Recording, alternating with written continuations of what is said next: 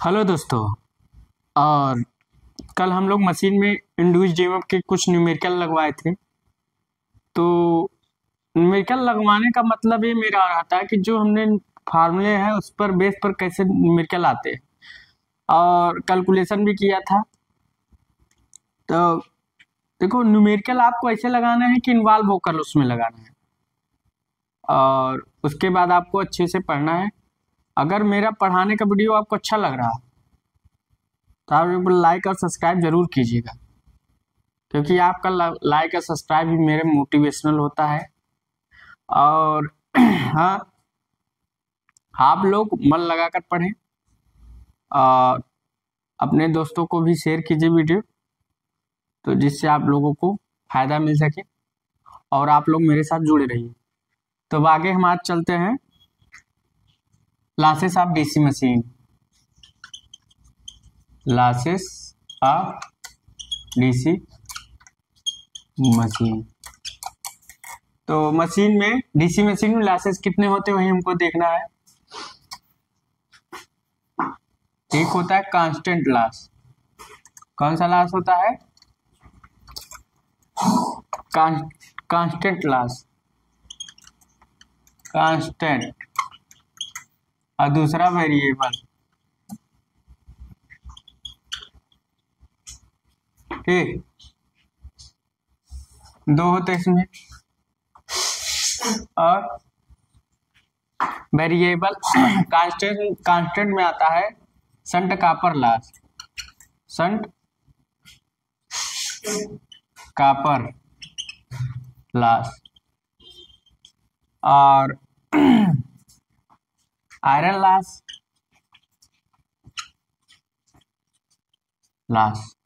और mechanical loss. Iron loss में आपके और एक mechanical loss.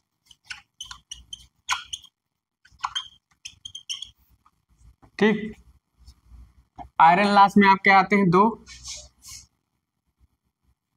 Shunt copper loss में I square H H R S H. और आयरन लॉस में आते हैं एडी करंट लॉस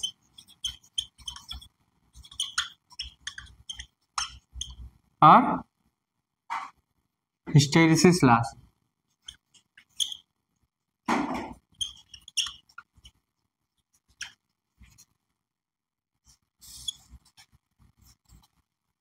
ठीक, इसमें तीन आते हैं।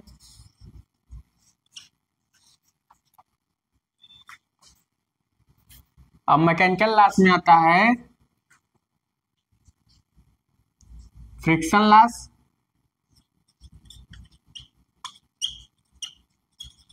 फ्रिक्शन और विंडेज। दो लॉस आते हैं। कितने लॉस आते हैं वो देखिए, आज आपको पता नहीं। Variable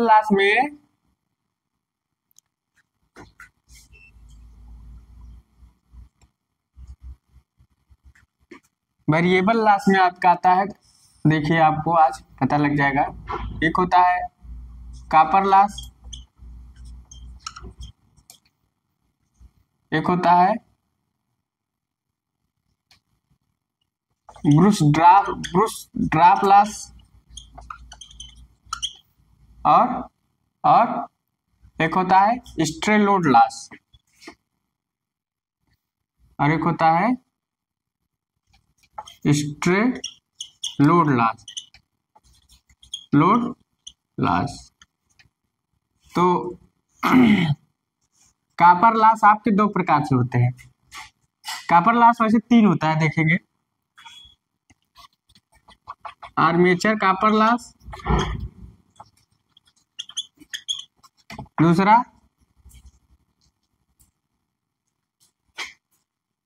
shunt copper loss, shunt copper loss, shunt field copper loss. Field में होता है इसके संट फील्ड कापर लॉस और सीरीज फील्ड कापर लॉस, और सीरीज फील्ड कापर लॉस। तो copper loss, armature copper loss, series field copper loss और shunt field copper loss. Shunt field copper loss चाहे shunt copper loss कहो वही हुआ, या shunt field कर देना ही आप लोग कहोगे शंट फील्ड। देखो ये जितने लॉस होते हैं, लॉसेस ऑफ डीसी मशीन में कांस्टेंट लॉस, वेरिएबल लॉस, तो कांस्टेंट लॉस का shunt field copper loss, iron loss, mechanical loss, ये सब जितने लॉस होते हैं ये सब इंडिपेंडेंट होते हैं लोड करंट से, और ये डिपेंड होते हैं लोड करंट पर। ये dependent of load current, independent of load current, ठीक। तो ये आपके लॉसेज हो गए। तो bruised strain load loss, strain load loss आपका हो जाता है iron plus friction loss, iron plus friction loss. इसमें ज्वाइंट होता है स्ट्रेन लोड लॉस को हम लोग बोल सकते हैं आयरन प्लस फ्रिक्शन लॉस। तो इतना बता लीजिए। तो आपके लॉसेस डीसी मशीन में दो प्रकार के होते हैं, एक कांस्टेंट लॉस, एक वेरिएबल लॉस। वेरिएबल लॉस आपका कॉपर लॉस होता है, ब्रूस्ड ड्रॉप लॉस होता है, स्ट्रेन लोड लॉस होता है। तो कॉपर लॉस में armature copper loss, shunt field copper loss और सीरीज फील्ड कॉपर लॉस। और कांस्टेंट लॉस में आपका होता है shunt field loss, shunt field copper loss और आयरन लॉस और मैकेनिकल लॉस। मैकेनिकल में फ्रिक्शन, विंडेज, और आयरन लॉस में एडी करंट और हिस्टेरिसिस लॉस, ठीक। तो आज आपको लॉस ट्रांसफार्मर भी होते हैं उसमें भी बताएंगे। तो मगर डीसी मशीन में कौन कौन से होते हैं वही हम बता रहे हैं, ठीक। तो आप लोग उतार लीजिए अच्छे से। तो इन सब लॉसों को हम डिफाइन करेंगे कि जितने लॉस होते हैं, लॉस मतलब हानि, हानियां जो हमारे डीसी मशीन में है वो कितने प्रकार से होती हैं हमने लिख दिया है, आप लोग उतार लीजिए। सबको लिखाना है।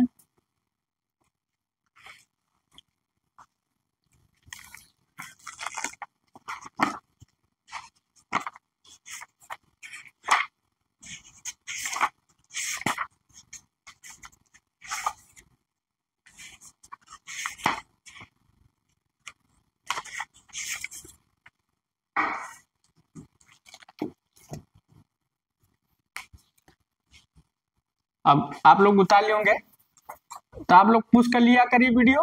उसके बाद एक एक क्लास हम लोग पढ़ते हैं, ठीक। जितना कवर हो जाएगा उतना हम लोग पढ़ेंगे। अब हम लोग चलते हैं कांस्टेंट लॉस।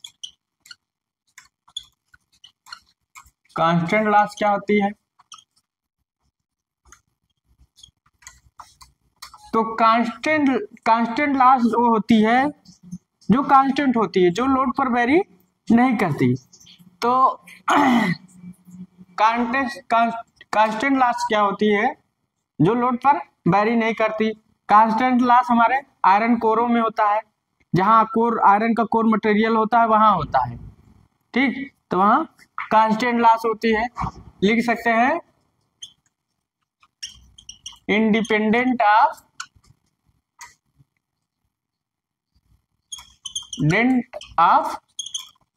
Load current.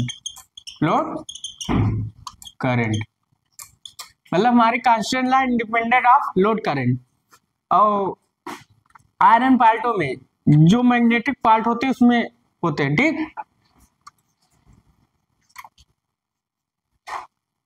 तो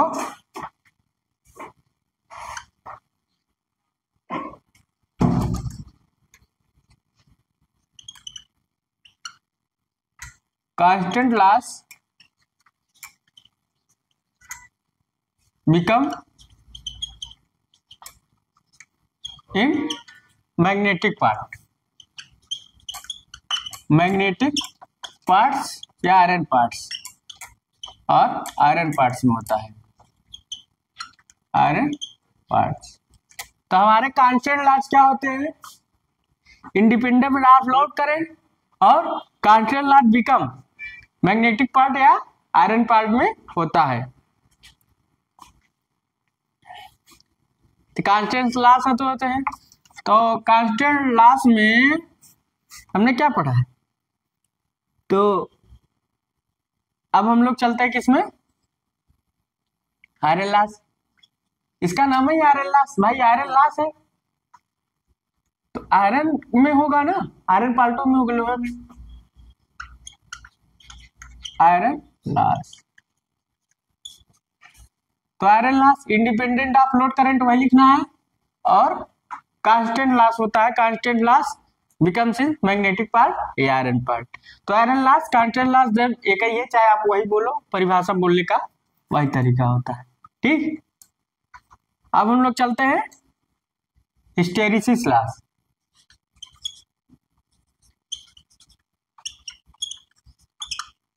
हिस्टेरिसिस लॉस, देखो हिस्टेरिसिस लॉस क्या होता है, हम फिगर बनाते हैं हिस्टेरिसिस लॉस का।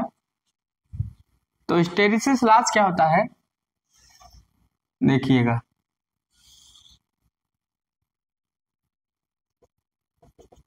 थोड़ा अच्छे से समझिएगा।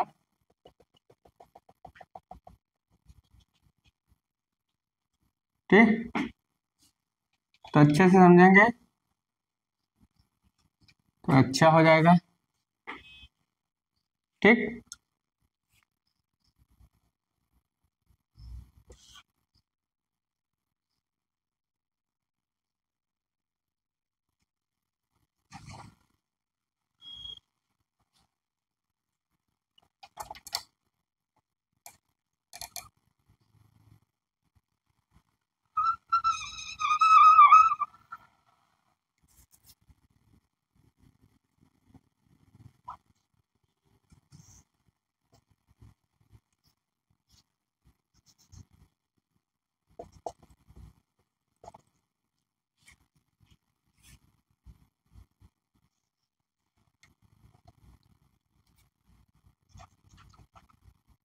ए बी होता है, एच होता है, इसको बोलते हैं मैग्नेटिक फ्लक्स डेंसिटी, मैग्नेट से होता है, क्या बोलते हैं, मैग्नेटिक फ्लक्स डेंसिटी। ठीक, और इसको बोलते हैं मैग्नेटिक इंटेंसिटी, क्या बोलते हैं, मैग्नेटिक इंटेंसिटी। ठीक, मैग्नेटिक इंटेंसिटी। तो हिस्टेरिसिस लॉस क्या होता है, देखिए, जब हमारा आयरन पार्ट मैग्नेटाइज होता है, मैग्नेटाइज करते हैं, तो मैग्नेटाइज करते हैं तो इधर से जाता है, मैग्नेटाइज इधर से कर रहे हैं, ये मैग्नेटाइज कर रहे हैं, आयरन पार्ट मैग्नेटाइज हो रहा है, फिर डीमैग्नेटाइज हो रहा है, इधर से डीमैग्नेटाइज हो रहा है, इधर से मैग्नेटाइज हो रहा है, इसको बोलते हैं सैचुरेशन। क्या बोलते हैं, सैचुरेशन। ये आपका पार्ट जो हो गया, ये वाला पार्ट सैचुरेशन। तो क्या हुआ, एक बार मैग्नेटाइज हो रहा है, एक बार डीमैग्नेटाइज हो रहा है। तो आयरन पार्ट्स मैग्नेटाइजेशन और डीमैग्नेटाइजेशन से जो लॉसेज होती हैं वही हिस्टेरिसिस लॉस कहलाती है। क्या कहलाती है, वही हिस्टेरिसिस लॉस कहलाती है। आप लोग थ्योरी में बहुत कुछ पढ़े होंगे कि फ्लक्स रिवर्सल, ऐसा कुछ नहीं, बस आपको सीधा कोई भी थ्योरी कहे हिस्टेरिसिस लॉस का, बस आपको यही लिखना है कि iron parts magnetization and demagnetization से जो लॉसेज होती उसी को हम लोग क्या कहते हैं, हिस्टेरिसिस लॉस कहते हैं। आप लोग नई थ्योरी सुन रहे होंगे तो इसको आप लोग थोड़ा सा अचंभा मत होइएगा, क्योंकि आयरन पार्ट जो हमारी एक बार मैग्नेटाइज हो रही है, एक बार डीमैग्नेटाइज हो रही है, एक बार यहाँ मैग्नेटाइज, उसके बाद फिर डीमैग्नेटाइज करें, तो मैग्नेटाइज और डीमैग्नेटाइज में जो लॉसेज होती है वो हिस्टेरिसिस लॉस कहलाती है। क्योंकि हमारा जो कोर बना होता है, चाहे आर्मेचर का कोर बना हो, चाहे ट्रांसफार्मर का कोर बना, सिलिकॉन स्टील का बना, तो सिलिकॉन स्टील का इसलिए बनाया जाता है कि उसका लो रिलक्टेंस होता है, लो रिलक्टेंस पाथ होता है। ठीक, तो क्या होता है, इन सब में क्या होता है, इसको मैग्नेटाइज करते हैं, डीमैग्नेटाइज करते हैं। सिलिकॉन स्टील का बनाया जाता है, लॉसेस कम हो। तो यहाँ iron parts losses and demagnetize और डीमैग्नेटाइज जो लॉसेज होती है उसे हिस्टेरिसिस लॉस कहते हैं। हिस्टेरिसिस लॉस कम करने के लिए हम लोग सिलिकॉन स्टील का प्रयोग करते हैं, क्योंकि जितना रिलेक्टेंस ज्यादा होगा उतना लॉसेज होगा। तो इसलिए अब क्या है, जब हमारा यहाँ से देखो बी आ रहा है, बी यहाँ आ गया, मगर एच हमारा इधर से आ रहा है, मान लीजिए एच हमारा इधर से आ रहा है, अब एच हमारा क्या होगा, शून्य हो गया, अब बी अभी यहाँ रह गया। तो इस अभी ये जो रह गया है इसको जो कहते हैं, इसको कहते हैं मैग्नेटिक फ्लक्स डेंसिटी या रिटेंटिविटी इसको बोलते हैं। इसको क्या बोलते हैं, इतने को इस पार्ट को इतने को इसको बोलते हैं रिटेंटिविटी,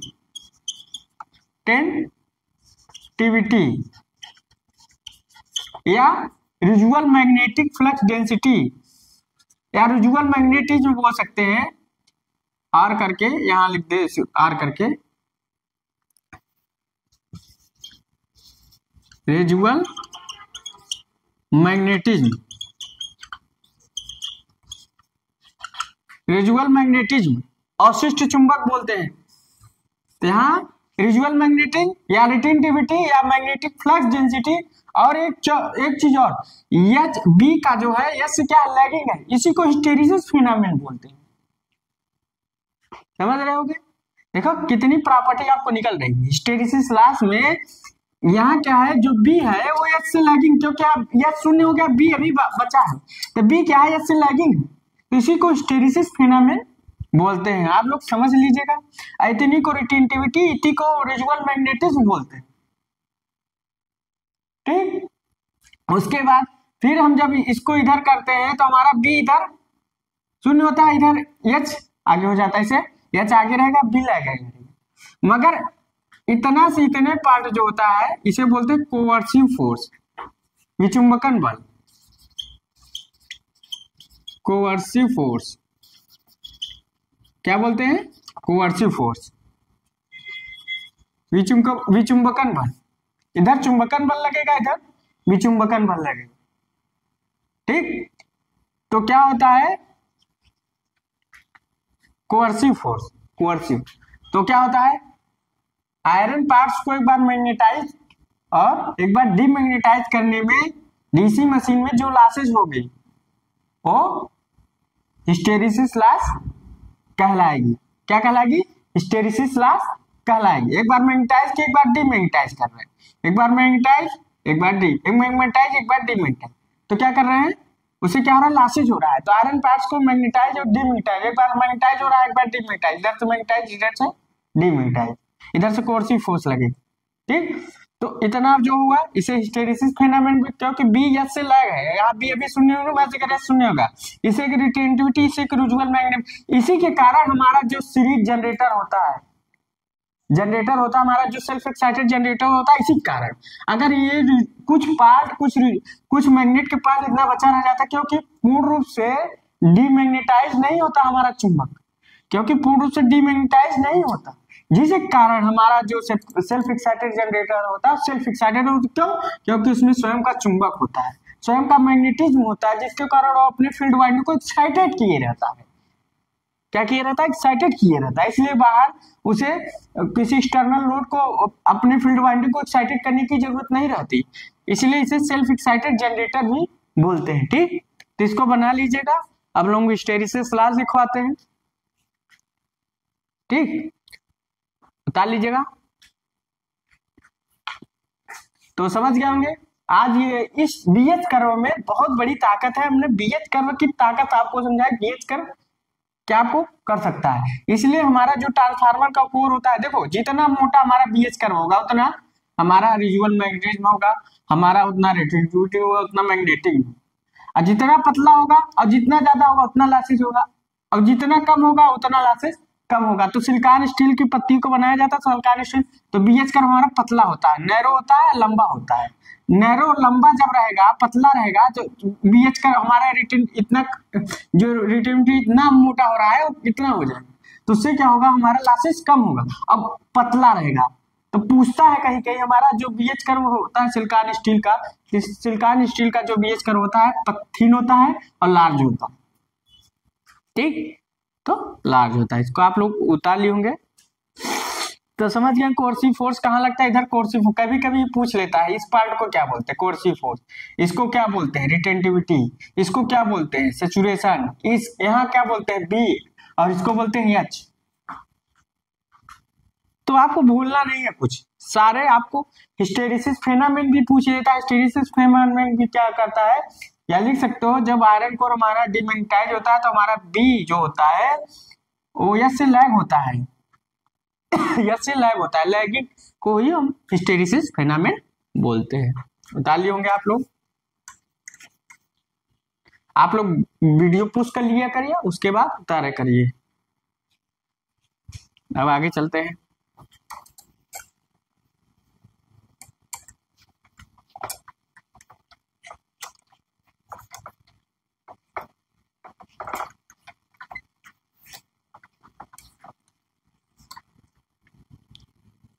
लिखेंगे in DC machine, in DC machine iron parts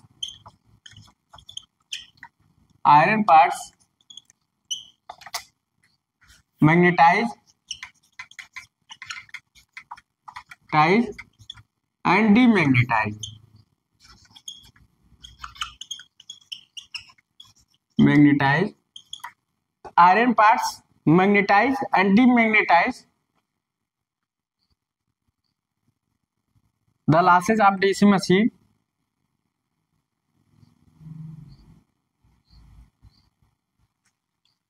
the losses of DC machine in DC machine में iron parts में magnetize, DC machine of iron parts magnetize and demagnetize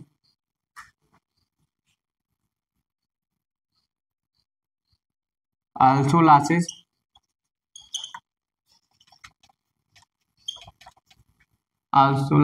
becomes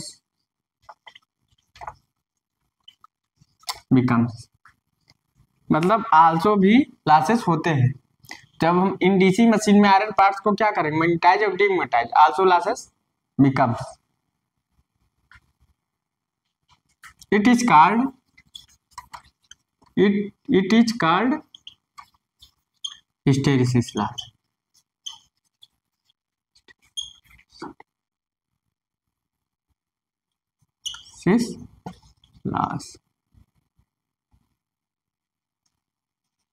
क्या कहलाता है, हिस्टेरिसिस लॉस। हिस्टेरिसिस लॉस को हम कैसे कम कर सकते हैं, सिलिकॉन स्टील का प्रयोग करके, क्योंकि उसका जो बीएच कर्व होगा छोटा होगा, नैरो होगा, क्योंकि रिजुअल मैग्नेटिक कम न होगा। तो लिखेंगे, या हिंदी में लिख सकते हो,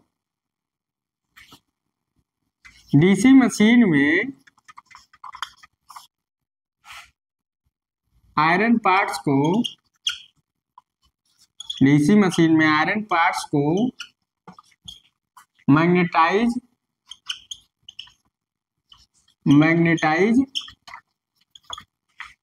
और डीमैग्नेटाइज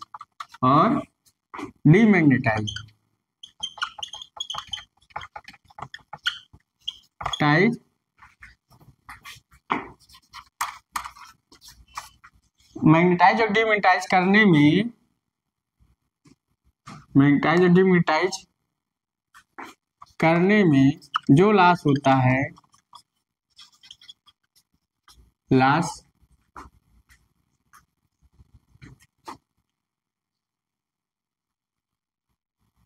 जो लॉस होता है उसे हिस्टेरिसिस लॉस कहते हैं।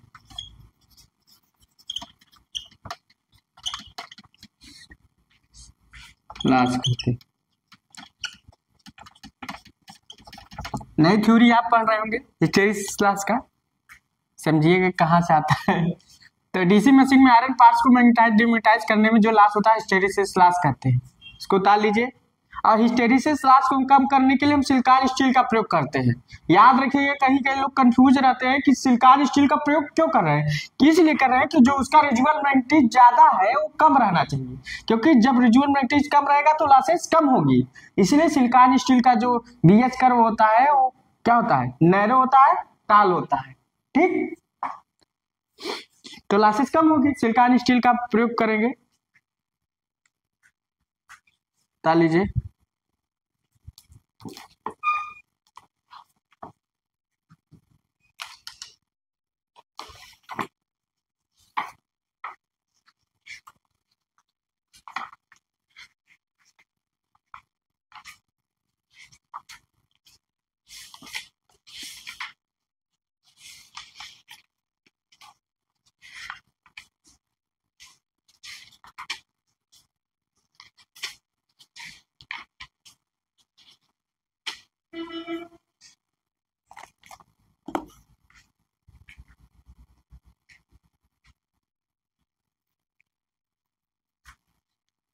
तो समझ गए होंगे, अब इसको मिटाते हैं।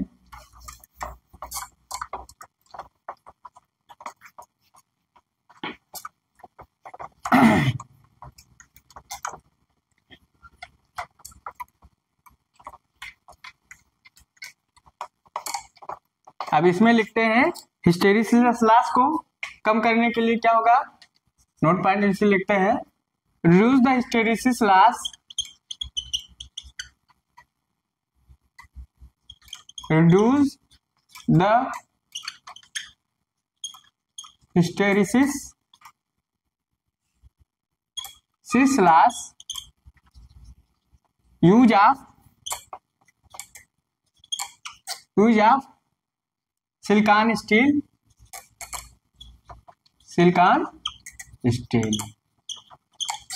तो इसको आप नोट कर लीजिएगा,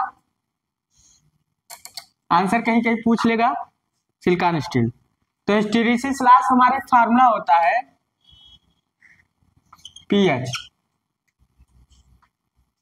हिस्टेरिसिस लॉस हमारा फार्मूला होता है पीएच, इसको बोलते हैं हम लोग पीएच। तो पीएच क्या होता है हमारा, पीएच क्या होता है, हिस्टेरिसिस पावर लॉस। तो स्टेजमेंट कोफिशिएंट बोलते हैं, स्टेजमेंट कोफिशिएंट, और बी मैक्स 1.6 और एफ इंटू बी, ये आपका फार्मूला हो गया, आपका क्या हो गया, फार्मूला हो गया। ऐसे वाट में डिनोट करते हैं, क्या किस में डिनोट करते हैं, वाट में। इतना उतार लीजिए।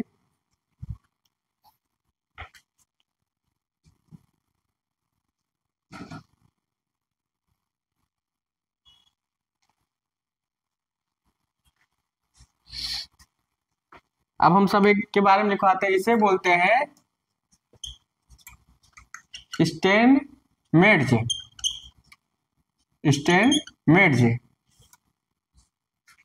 Hysteresis coefficient,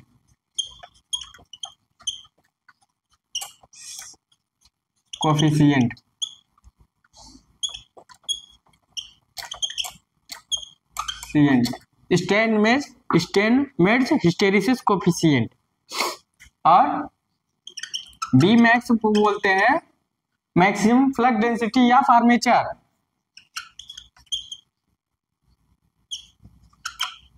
maximum flux density of armature.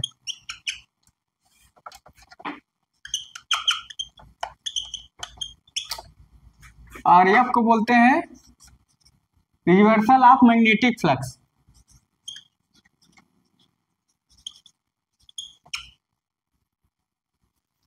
Reversal of magnetic frequency, ठीक, फ्रीक्वेंसी।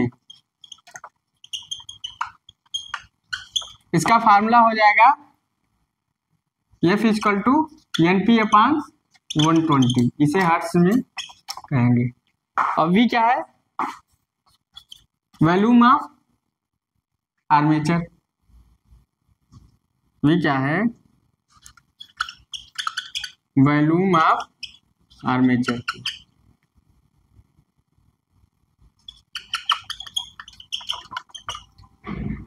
ठीक, इसको उठा लीजिए।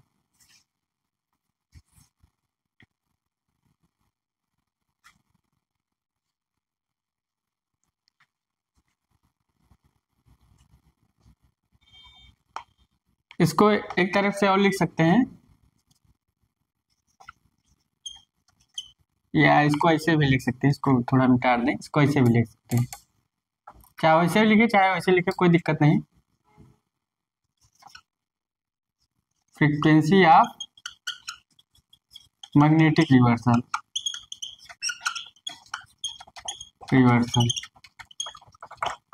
क्या बोलते हैं, frequency of magnetic reversal hertz, और वॉल्यूम ऑफ आर्मेचर किस में होगा, मीटर के लिए। तो डाल लीजिए आपका। तो इसका यूज करने के लिए एक डायग्राम आप बना सकते हैं, पतला सा, बहुत ज्यादा नहीं, BH कर वाला। क्या इसमें एक लिख सकते हैं, use the hysteresis law use of silicon steel, तो उसका BH कर्व बना लीजिए, आपको और अच्छा लग जाएगा। तो सिलिकॉन स्टील का जो BH कर्व है इसे बना लीजिएगा बगल में, frequency of magnetic reversal, Steinmetz hysteresis coefficient. तो इसका क्या होता है, इसको भी कम करने से हमारा हिस्टेरिसिस लॉस कम होता है। तो हम लोग क्या बनाएंगे, पतला बनाएंगे और लंबा बनाएंगे। तो पतला और लंबा, इसको आप लोग उतार लीजिए, तो इसी में बना देते हैं।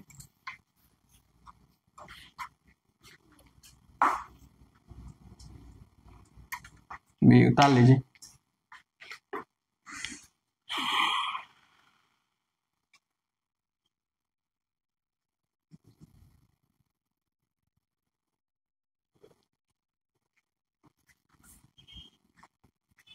तो आप समझ गए होंगे कि हिस्टेरिसिस लॉस क्या है। आपको पढ़ कैसे रहे, समझ कैसे रहे, आपको क्या समझना है, वही चीज आपको यहाँ डिफाइन करना है। तो इसको आप लोग उतार लिए होंगे। अब एक हम थोड़ा सा क्या करते हैं, एक फिगर बना देते हैं सिलिकॉन स्टील वाला, आज उसको आप लोग नोट कर लीजिएगा।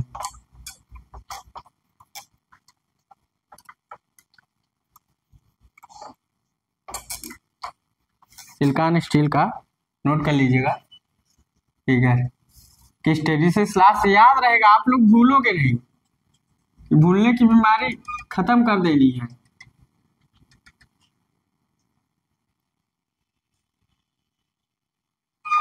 तो कैसा रहेगा, काल रहेगा। आप लोग सोच रहे होंगे पढ़े तो बहुत मगर ये चीज समझ नहीं पाए, यही तो कलाकारी होती,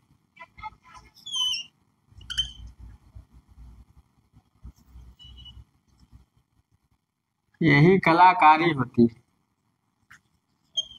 ठीक,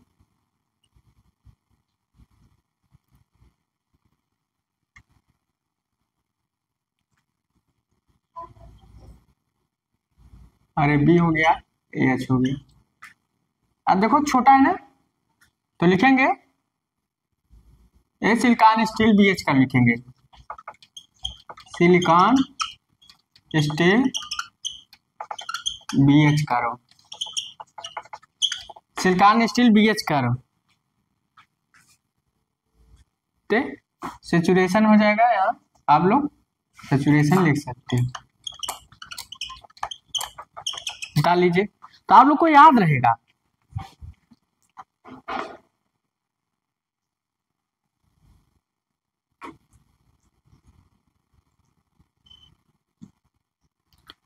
आप लोग को क्या रहेगा, याद रहेगा कि लॉसेज होती है, सेचुरेशन होता है। क्यों हम सिलिकॉन स्टील का ही प्रयोग कर रहे हैं, क्यों, कितना BH करो, जो बच रहा है वो बचना नहीं चाहिए, इसलिए हम लोग सिलिकॉन स्टील का प्रयोग करते हैं कि उसका लो हिस्टेरिसिस, लो रिलक्टेंस होता है। लो रिएक्टेंस पाथ भी देगा भाई। इतना जब एयर गैप कम तो लो रिएक्टेंस कम। लिख सकते हो in silicon steel, in silicon steel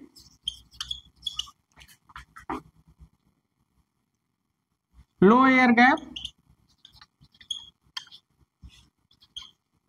low air gap silicon steel में क्या होता है, लो एयर गैप और directly proportional to low reactance, low reactance मतलब एयर गैप कम होगा तो रिएक्टेंस कम होगा तो लॉसेस कम होंगे। इसको आप लोग ब्रैकेट में चाहे करके लिख लीजिएगा, तो लॉसेस कम होंगे। तो आज हिस्टेरिसिस लॉस बड़े अच्छे से समझे होंगे। तो अभी भी लॉसेस में आगे वीडियो आपको बताया जाएंगी। तो अगर आपको अच्छा आज वीडियो लग रहा हो कि मैंने जो समझाया अच्छा समझाया, अच्छा बताया, नहीं थ्योरी शायद लिखे होंगे, तो एक बार लाइक और सब्सक्राइब जरूर कर दीजिएगा और अपने दोस्तों के साथ कीजिए। So thanks.